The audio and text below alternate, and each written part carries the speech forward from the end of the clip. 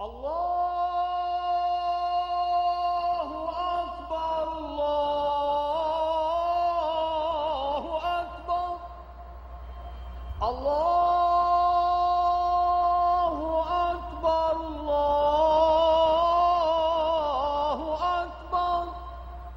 Cairo, a muezzin calls faithful Muslims to prayer.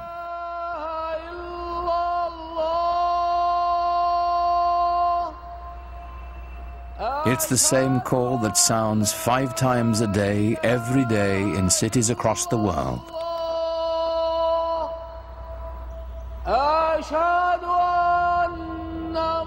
Nearly a quarter of the people on earth respond to it, bound together by the enduring spirit of Islam.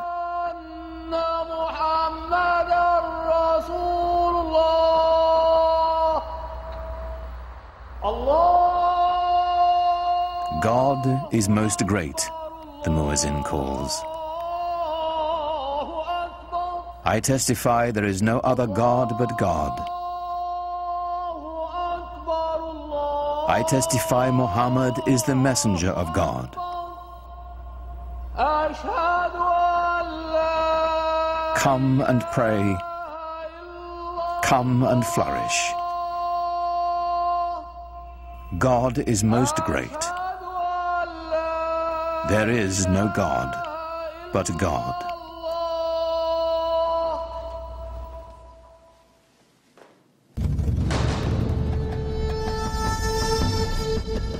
In the unfolding of history, Islamic civilization has been one of humanity's grandest achievements. A worldwide power founded simply on faith. A spiritual revolution that would shape the nations of 3 continents and launch an empire. For the West, much of the history of Islam has been obscured behind a veil of fear and misunderstanding. Yet Islam's hidden history is deeply and surprisingly interwoven with Western civilization. It was Muslim scholars who reclaimed the ancient wisdom of the Greeks, while Europe languished in the Dark Ages. It was they who sowed the seeds of the Renaissance, 600 years before the birth of Leonardo da Vinci.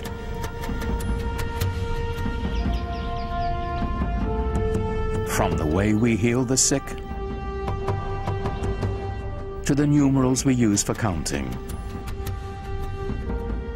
cultures across the globe have been shaped by Islamic civilization.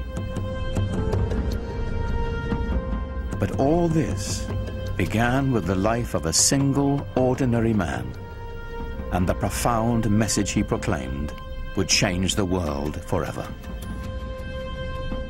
His name was Muhammad.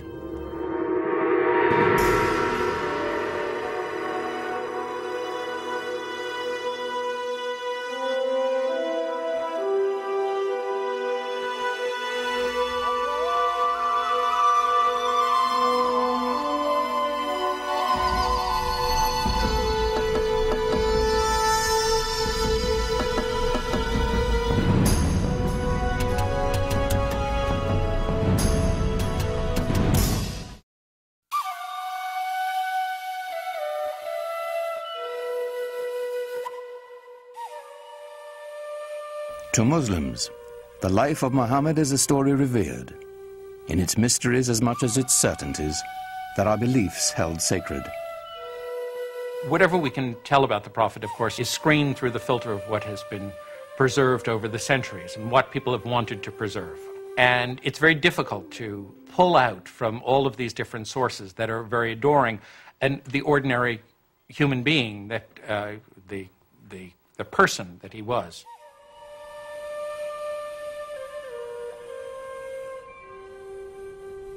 We do know that Muhammad was born in or around 570 AD in the sun-blasted Arabian Peninsula,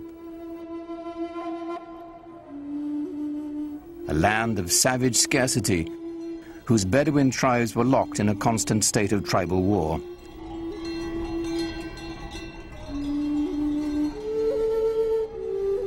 While still an infant, Muhammad's parents gave him his first taste of life in the desert. Muhammad was from a town in Mecca, but he was sent off to live with the Bedouin because the people, even in the town of Mecca, felt that the Bedouin were the holders of the deeper cultural Arab values. And the Bedouin view the townspeople as having lost their really authentic roots in Arab culture and the poetry and animal husbandry and all the things that they do so well. By the time Muhammad was 6, both of his parents had died, and he was taken under the protection of his uncle, chief of his clan.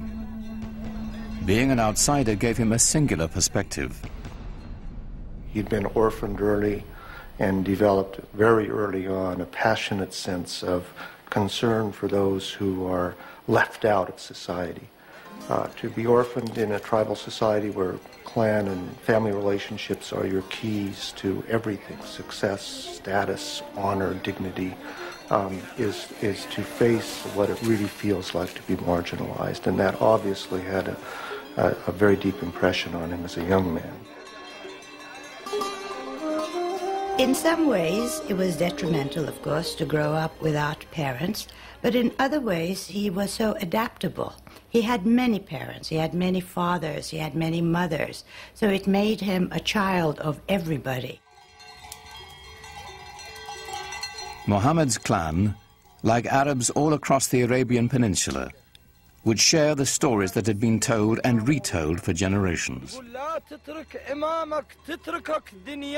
Pre-Islamic Arabian civilization was largely an oral culture, and was tremendous respect for and admiration for people who could express themselves orally, and especially those who could recite poetry almost at the drop of a hat.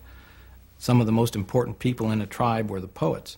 As they sang of the glory of the tribe, they told the story of the tribe. To the Bedouin, the word had a mystical importance. Poets linked the tribe to its ancestors and celebrated values older than memory. Poetry was the sinew that bound the Bedouin together, celebrating their victories, lamenting their defeats. The poems themselves, like the poems of Homer, both celebrate this great heroic ethos and yet intimate in the deepest way the tragedy that this ethos of constant tribal warfare brings to people. Warfare and conflict were the grim realities of a dangerous time.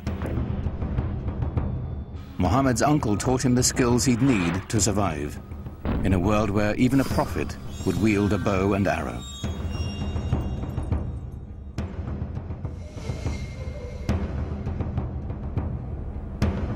In a wilderness punished by the elements and bereft of water, rivalry over a single well could provoke a blood feud for generations. A real rivalry, real battles, and sometimes quite bloody. So the allegiance of individuals was to the family, immediately, and at a larger extent to the tribe. Without the tribe's protection, no one could endure. Scattered across the peninsula were countless factions, all embroiled in bitter struggles, each defending its precious grazing lands, trade routes, and most importantly, its wells. Well, you have to understand, and most of the lands are dry. And so water is something that everyone always considers precious. For those of us in climates that are more heavily watered, it's difficult to understand the depth and the centrality of the symbol of water in societies that are desert and in which it only rains once or twice a year, and in which a little water makes the difference between life and death.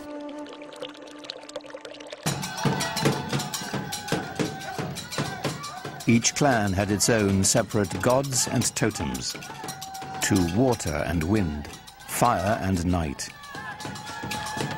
They were kept in the caravan town of Mecca, in a shrine of wood, stone, and cloth. It was called the Kaaba, the Arabic word for cube. Pre-Islamic Arabs worshipped a number of spirits, and they were generally nature-oriented spirits, sometimes associated with natural features like trees or rocks or springs. And the Kaaba in Mecca was one of a number of these sanctuaries centered around a particular cluster of deities. It was said the Hebrew patriarch Abraham himself built the Kaaba centuries before, and that a sacred black stone it held within had fallen from the sky.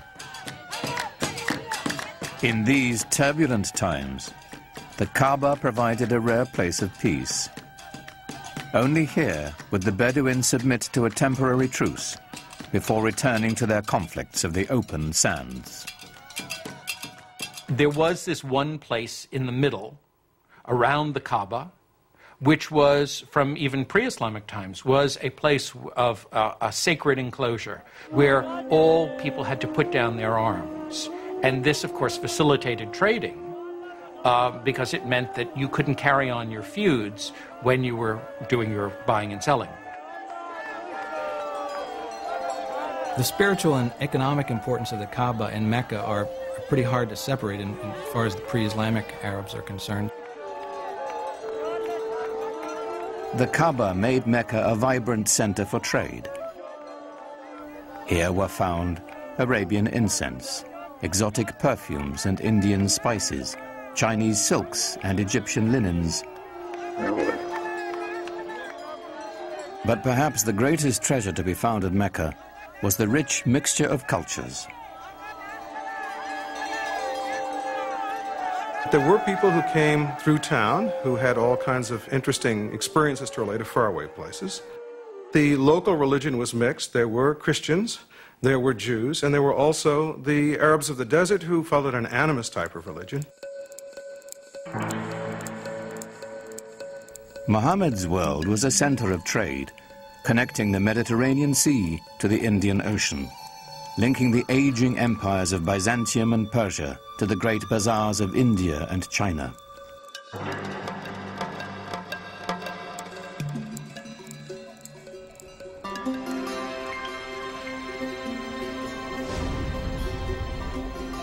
Muhammad became a merchant.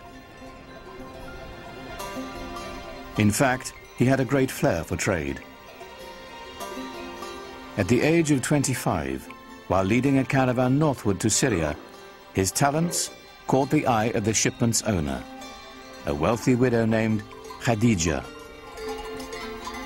She was so taken with Muhammad, she proposed marriage. Ah, Khadija.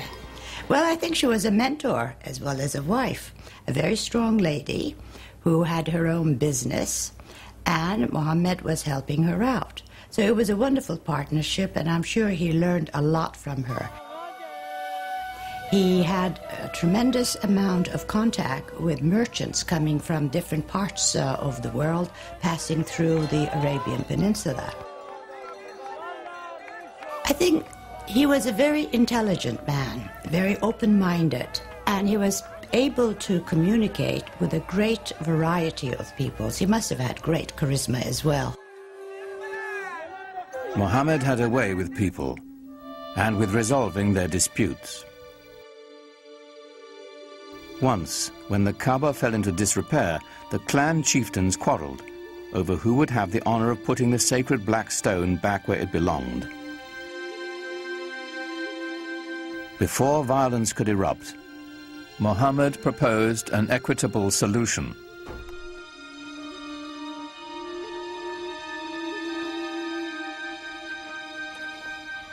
United in the effort, the four leaders shared the weight and the honor. In gratitude, they invited Muhammad himself to replace the sacred stone. He became known as Al-Amin, the trusted one. There are all kinds of indications that he was tremendously interested in religious questions. This is obviously not something that an ordinary person probably was interested in those days. He talked to sages, Arab sages. He talked to Jewish and Christian sages who lived in the area. He used to go up into the rock hills around Mecca and meditate, think about things. And at some point had this extraordinary vision, which is spoken about very evocatively and elusively.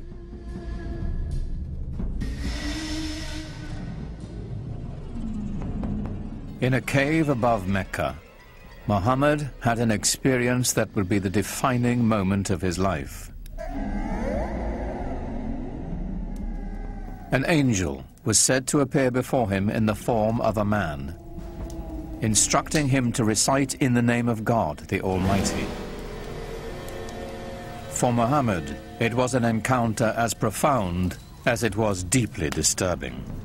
You get a sense of what it would be like to be a normal person in society, perhaps unusual in the sense of your intensity for things like social justice and finding out what the meaning of life is, but not being endowed with anything that would seem miraculous by your friends. And all of a sudden having this voice come to you and then come out of you as you speak it and recite it to other people. And that is the beginning of the prophetic career of Muhammad.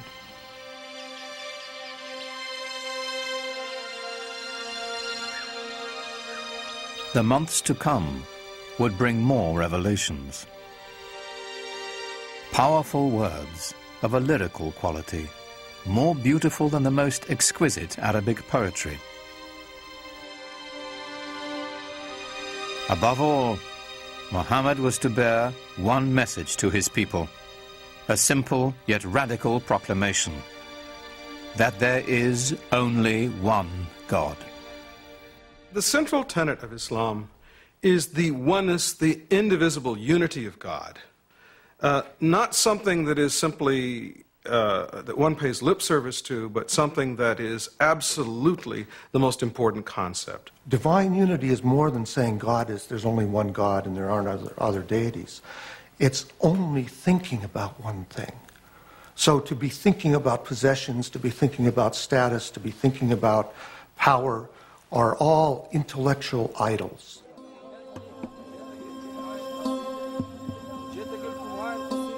The implications were staggering. One God meant one people.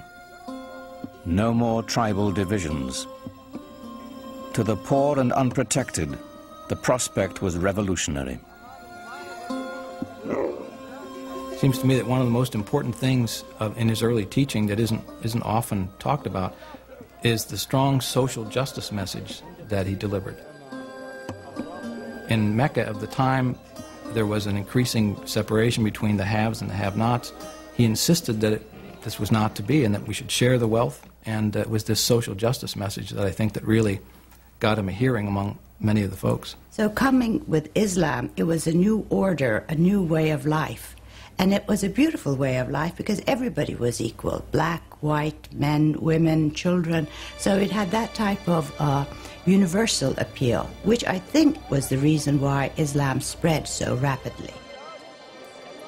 Many were moved by Muhammad's message as he began to speak out in the community. It had the suppleness and symbolic depth of the great pre-Islamic poems that had been created by this people and that had given this people in Arabia such an extraordinary ear for verbal expression, where verbal expression was the commanding cultural force. Some people called him a poet, and there's a Quranic surah basically saying, Muhammad is not a poet. Poets speak through desire. This is not the voice of desire, this is the voice of God. Muhammad's following began to grow. They called themselves Muslims, for those who surrender to God. They set out to preserve the message Muhammad had brought. This was the beginning of the Quran. The Quran was revealed orally, but very soon people realized that it had to be written down in order to make sure that it wasn't corrupted and that the original message was maintained. And from a very early date, and it's very unclear when that date was, because no early manuscripts of the Quran survive, people began copying it down. The Quran is a revelation of spiritual teaching, of both ethical and social guidance. It was revealed and remains in Arabic. What's so extraordinary about the Quran is its naturalness, so that it can say the most powerful cosmic things with a sense of intimacy, so that power and tenderness come together constantly in the Quranic language. With words alone, the Quran delivers its vision to the faithful. Its imagery conjures a picture of the afterlife that resonates with all the power of traditional Bedouin poetry. Imagine yourself in the desert, surrounded by dust, by the glare of the sun. You wear cloaks to cover your body because the wind will just sear your skin right off your face. And you walk into an oasis. The temperature drops dramatically. There's a quiet there. The wind is no longer howling. Everywhere you look, you see green and color. The world of water and paradise are symbolically tied to one another. And the Quran can conjure that up with just a few briefly chosen words.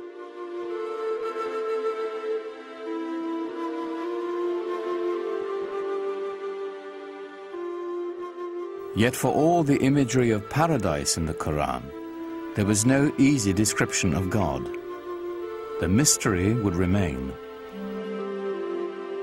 It's very difficult to talk about God without reifying God. Reifying to make God into a thing, or anthropomorphizing God, to make God into a projection of our own human self. And that's why Muslims don't like sculpture, for example, traditionally, because they believe that there's that danger. And the Quran avoids that by constantly shifting the pronouns, so we can't really reify God and get an image, a physical image of God. Rather than a physical image of God or of Muhammad, it is the beauty of the Quran itself that is celebrated in Islam. Islam developed in this context where pictures were not favored. The Quran, as it was revealed, was God's representation on earth, and Muslims felt from a very early time that the only just representation of God's word, was the Quran itself, not any picture of God, certainly not, because you couldn't represent God, and certainly not a picture of Muhammad, because he wasn't divine.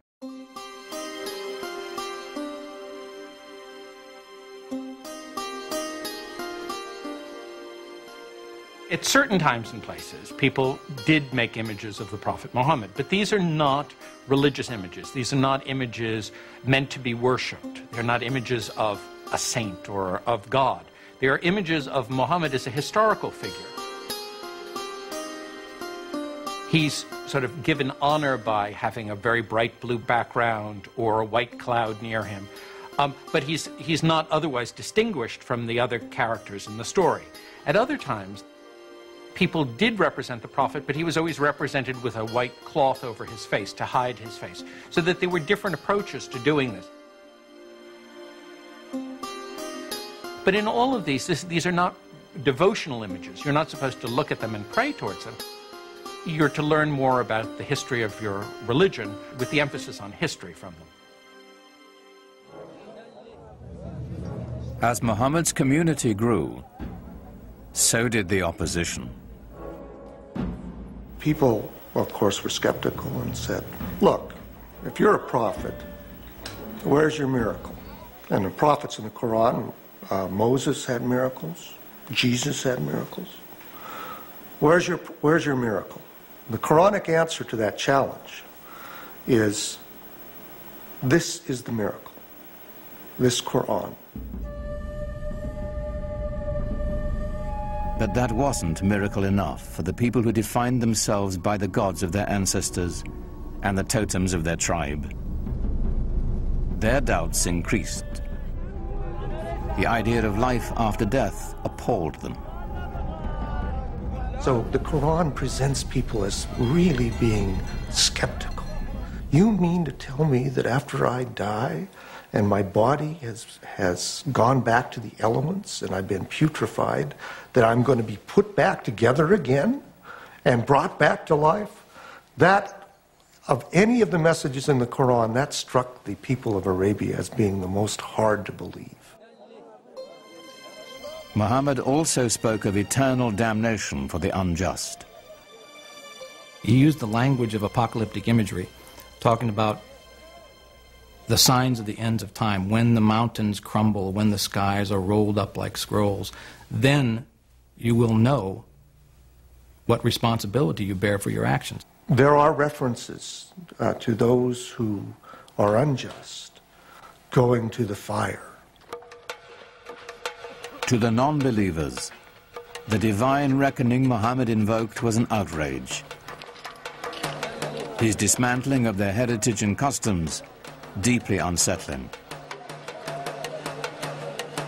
It was a threat in several ways, to their social order, to their age-old traditions, and an economic threat because of the importance of the pilgrimage shrine of the Kaaba in Mecca. As Muhammad's following increased, the social fabric of the caravan city began to unravel. Business suffered as pilgrims and traders, worried for their safety, left town. The tribal leaders decided Muhammad and his message must be removed permanently. They didn't want him taking over. They didn't want him horning in on their control of the city. They made things very difficult for him, perhaps even plotted his assassination. They tried to keep him away from the Kaaba. They did everything they could to try to run him out of town. They demanded that Muhammad's uncle remove his clan's protection from the Prophet, which would clear the way for his murder without the threat of retribution. But his uncle refused. The battle lines were drawn. Nothing short of tribal war would settle the conflict now. Muhammad is clearly asked to do extraordinary things, to tell the Bedouin to give up many of their notions of multiple gods, to give up their attachment to their ancestors and their tribal warfare in the way they had, things that could and did make him the object of scorn, persecution, and an attack.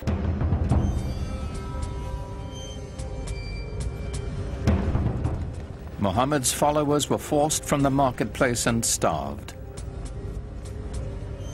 Those without clan protection were tortured and killed.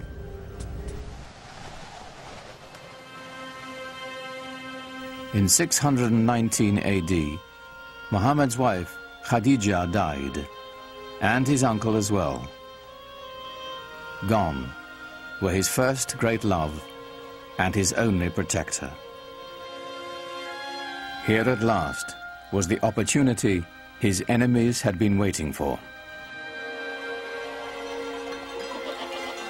But in the lush oasis town of Yathrib, north of Mecca, a refuge opened to Muhammad and his people. Clan rivalries had become deadly in the town, and they desperately needed a peacemaker. They had heard that Muhammad was a very trustworthy man. They heard that he had great arbitration skills, and they thought, let's see if we can't get him up here and help us out. So they invited him.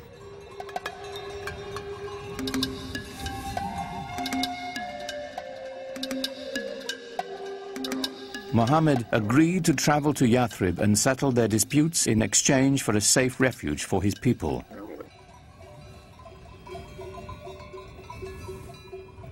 For Muhammad's followers, Leaving the place of their ancestors, their families and tribes, was the ultimate test of devotion.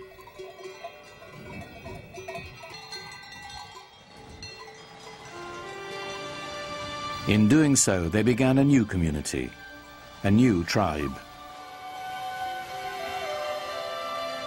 For the first time, they were bound together not by blood, but by faith.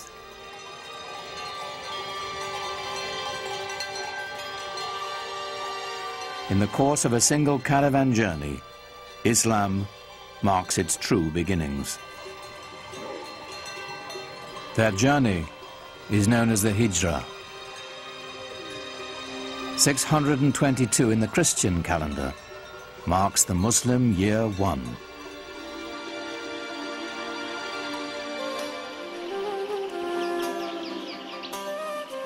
Muhammad's goal among the people of Yathrib was the same as his larger mission, to bring unity and peace with his message. He was asked to be a Solomonic figure, to mediate tensions between tribes that seemed intractable. As his work succeeded, the town would become known as the City of the Prophet, Medina. Muhammad's great task in Medina was to try and bring together these various groups and to try and forge a community of believers in a way that would bring people together in a sort of harmony. To the divided clans of Medina, Muhammad offered a vision of solidarity. But even as he spread the word of Islam, he didn't challenge the beliefs of other faiths. Islam sees itself in relationship to the earlier revealed religions of Judaism and Christianity and treats them as people of the book. It believes that God had revealed himself, his word, to mankind many times, to Moses, to Jesus, for example, but each time people went astray. Throughout the Quran, we have a sense of the humanity of Muhammad, his humbleness as a person, and the extraordinary challenge of the mission he was given by this divine revelation.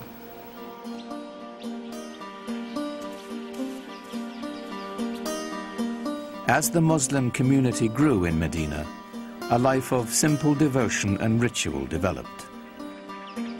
A freed Abyssinian slave named Bilal was the first to call believers to prayer at Muhammad's house. Allahu Akbar! Allahu Akbar! It was the first mosque. Allahu Akbar! Allahu Akbar! Ashhadu an la ilaha illallah. The call to prayer has within it the first Islamic pillar, which is the affirmation of God's unity. La ilaha illallah, that beautiful phrase which many Muslims chant over and over in their mind or vocally to constantly remind themselves of the unity of God and unity of what we should focus on in our life.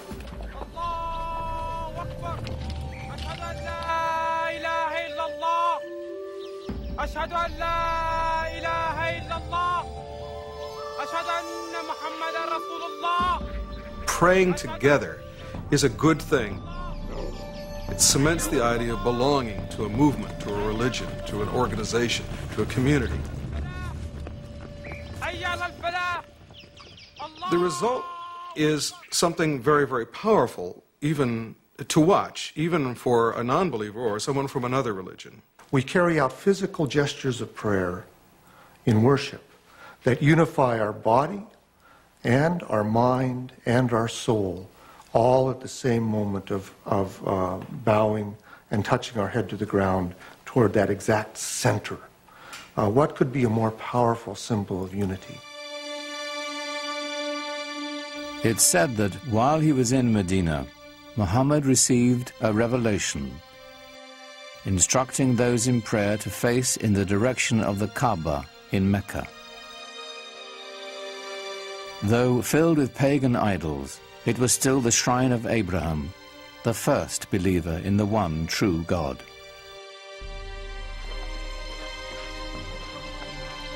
But even as the Muslims were praying toward Mecca, their enemies there were rallying in force. Their goal, to wipe out the Muslims.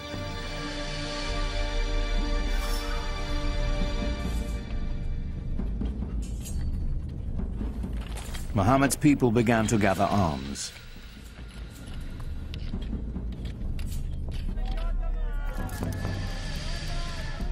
Though the Muslims prepared as best they could, they were outnumbered and outmatched.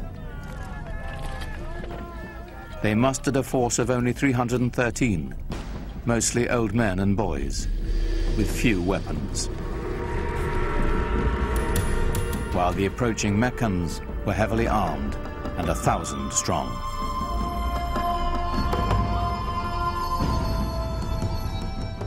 For years, Muhammad had tried to bring Islam to the people of Mecca peacefully. Now it was time to fight.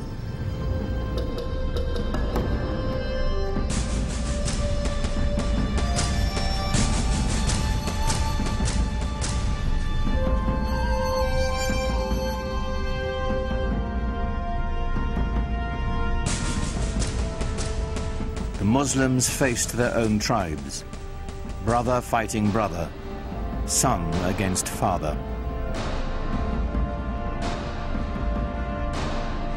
Yet they came armed with a powerful weapon, a passionate belief in their faith. Muhammad's troops fought with every confidence that God's will was guiding them.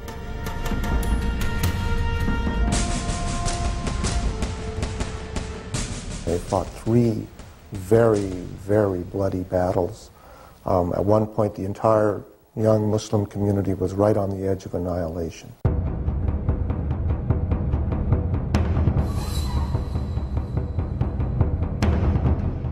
For 3 years, the Muslim army held out against staggering odds.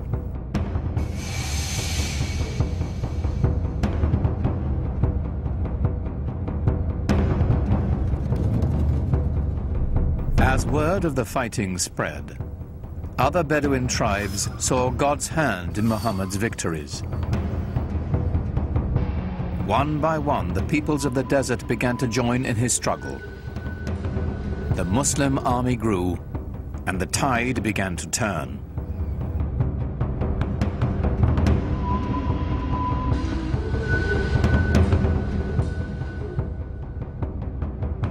The Muslim forces advanced to the outskirts of Mecca. It was a furious siege that lasted for nearly a month. Until, finally, the city fell to Muhammad.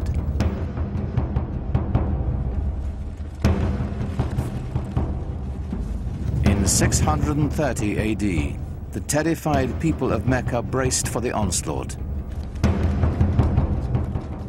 Muhammad's army was returning home, now 10,000 strong.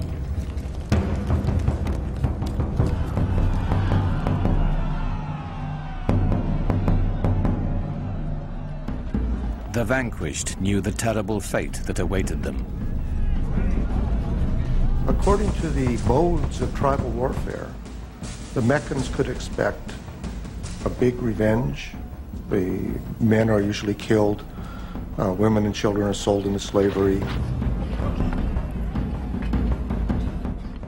There's little pity for the loser in a tribal war. Of course, that's standard around the world.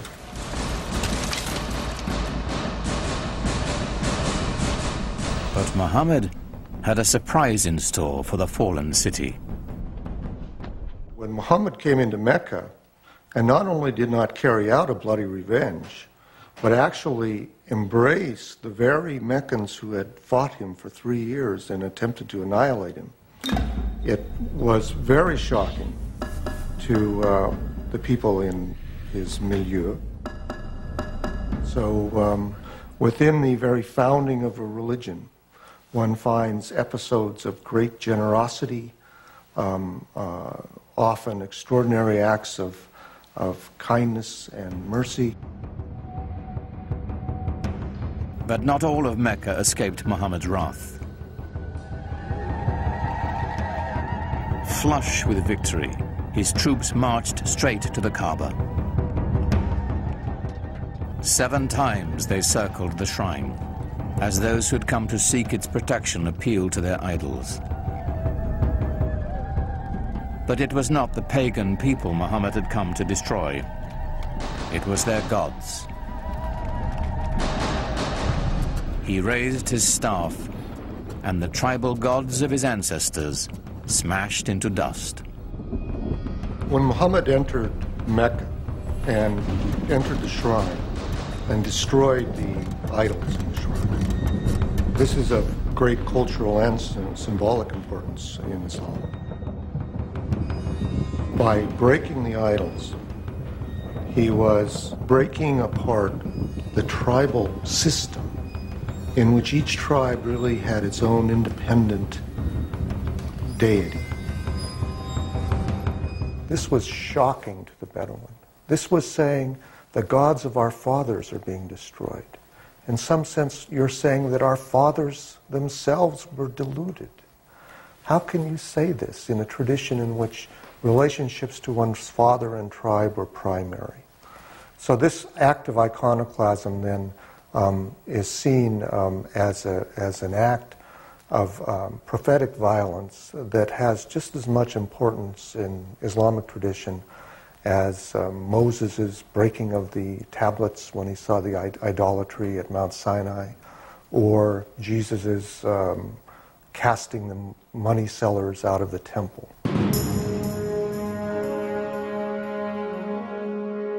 The destruction of the idols was a new beginning, a breaking from the past and the creation of a powerful new force. Mecca was just the beginning.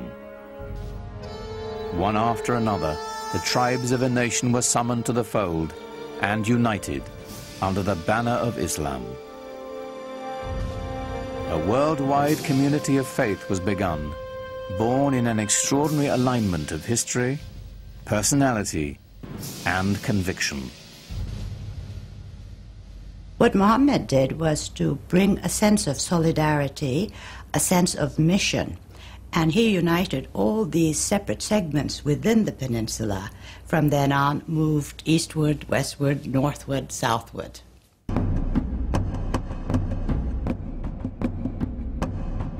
The Muslims turned to the north, swept into present-day Lebanon and Syria.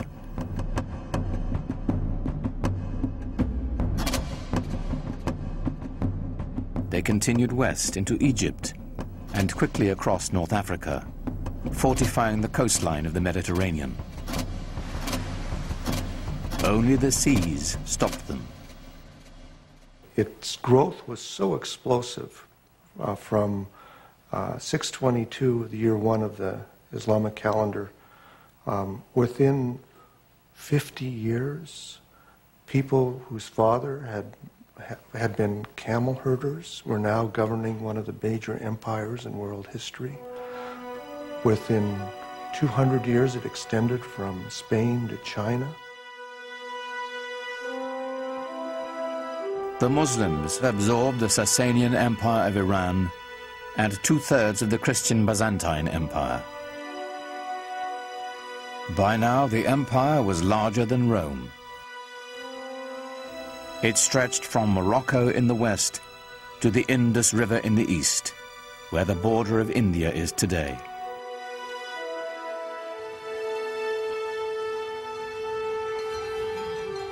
How had it happened that so small an army could conquer an area so large, so fast, so easily?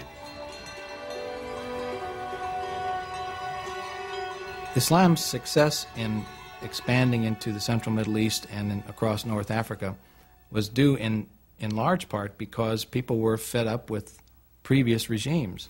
So the idea that Muslims were going across the world saying convert or die is really not accurate, not at all. That it didn't have a heavy hand. It didn't rule with a heavy hand. They allowed the conquered peoples to maintain their administrative structures. They allowed the Christians and the Jews to maintain their religious law and to be governed by them. And so, in many cases, conquered peoples did not feel the presence of the new regime very heavily. Certainly for individuals who felt themselves exploited or downtrodden by an oppressive and even sometimes parasitic priesthood, the idea of Islam being a religion essentially free from clergy must have seemed very attractive. It's the times that creates the movement and sometimes the men. The Roman Empire had collapsed, the Byzantine Empire wasn't strong enough. There was a need for a new vision, a new way of looking into life. And I think what happened at that time, Muhammad's mission, filled the void that the societies wanted. They really wanted some sort of solidarity in their lives.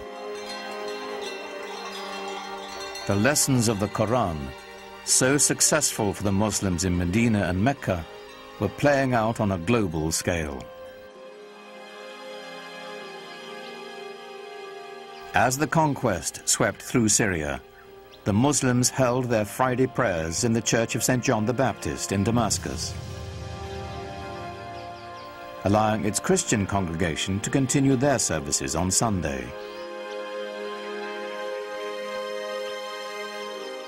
Side by side, the two faiths shared the same building, in peace.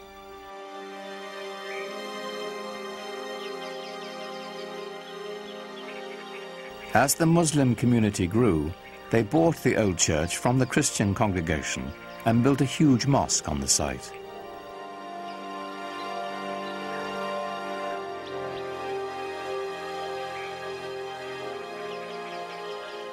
With Byzantine artisans, they decorated it with golden mosaics of an Islamic paradise.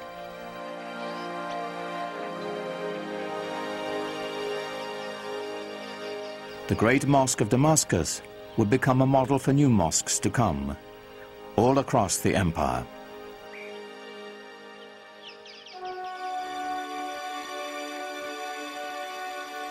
The Arabs transformed their conquered lands, maintaining, improving, or expanding the infrastructure.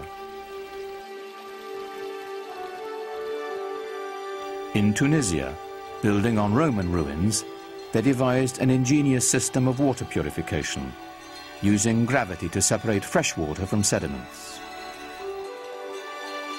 Part of this system were these two enormous basins that they built outside the city walls.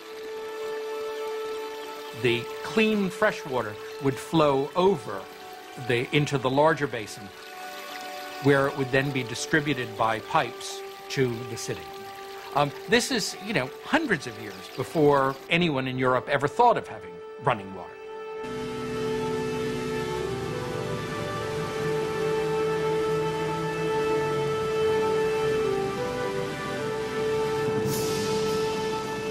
All over you find schemes for bringing water from the mountains where there was more water to the plains where there might be less water. They resurrected elaborate irrigation systems, filling the old stone aqueducts with precious water.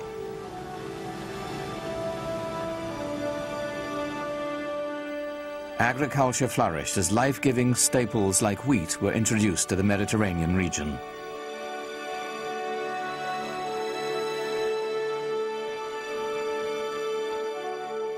But Muslims saved their most monumental feat for the holy city of Jerusalem. Islam's first great work of art is the Dome of the Rock. It was built in a city that was holy to Christians and Jews, and it's spectacular. Like Mecca and the Kaaba, the significance of this holy site goes back to Abraham, for the rock within is said to be the place he nearly sacrificed his son. It was built to rival the nearby Church of the Holy Sepulchre, where Jesus was said to have been buried. What's extraordinary about the Dome of the Rock is how perfect it is. People revered this site as some place that was holy to Abraham and to Isaac. Imagine, if you will, these new guys coming in and taking over this piece of prime real estate and building a new building for a new religion that sits on top of a mountain and sparkles and glitters in the sunlight for everyone to see. This is not something that a fly-by-night. This is something big and important. Islam has come to stay. In just 100 years, Muhammad's vision had transformed the spiritual and political map of the world, and his followers had established an empire larger than Rome. But Muhammad never lived to see it. In the 11th year of the Islamic calendar, 632 AD, only 2 years after the taking of Mecca, Muhammad died.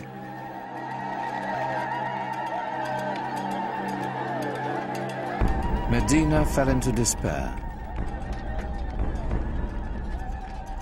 For days, the city was consumed with sorrow and ceremony. He's known to have said that he wanted to be buried very simply, with no marker over his grave. He didn't want people to worship his grave. That would interfere with their worship of God. God had spoken to them only through Muhammad. Now that the Prophet had left them, perhaps God would as well. Muhammad's death set up a crisis in the young Islamic community. The question of succession was the first thing that really occupied people's concerns. At this point, there was a divergence of opinion as to how the community should go about choosing a new leader. According to the Shiites, the faction, the Shia of Ali, Muhammad had indeed designated Ali, his son-in-law and cousin, as his successor. The opinion that came to be the majority opinion, or the Sunni opinion, held that Muhammad had not appointed a successor during his life, but had said, after I am gone, choose one from among your peers, from among the elders. And from the house there came out the man who would be his successor, Abu Bakr. And he addressed the people and said, if you worship Muhammad, know that he is dead. If you worship God, know that he lives forever. Here was the secret to Islam's strength and profound influence. The unifying power of one God, merciful and compassionate, the power of one people, bound by a common faith. Muhammad did not lead the conquest or create the empire to come. The transforming power of his message did. Out of that message would spring a font of knowledge that would transform humanity, as Islam continued to spread its reach far and wide. Awaiting the Muslims would be a new age. They would be destined for enlightenment, for new horizons, and a clash of great powers, the like of which the world had never seen.